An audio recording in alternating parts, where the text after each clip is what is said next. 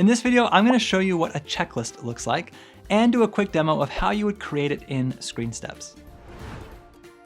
Here's what a checklist looks like.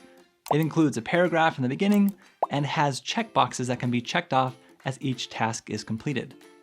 If the reader isn't sure how to complete the task, they can expand the checklist item for additional details. This item includes a screenshot and some text. This item includes a table, and this item includes an embedded video. Something you can also do is link to other content in your ScreenSteps knowledge base. Under this item, I've included an inline link that pops up another procedure in my ScreenSteps knowledge base. When I'm done, I can close the pop-up and I'm right back in my checklist. One other thing I want to show you is what checklists look like in the Chrome extension. Checklists are a great way to remind employees what tasks need to be completed, and they're simple to pop open with the extension. All right, let's take a look at how you could create a checklist in ScreenSteps.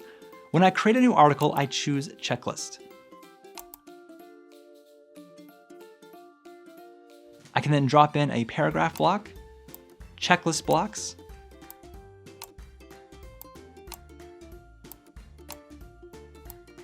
and other types of content underneath each checklist item.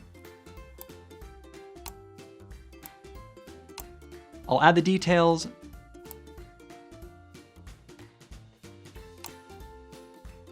click Publish, and it's all available in the ScreenSteps knowledge base and in the Chrome extension. Now that's just one example of what you can create with a checklist. If you'd like to see how we could format your procedures as checklists, schedule a meeting with a specialist or start a free trial and give it a try yourself.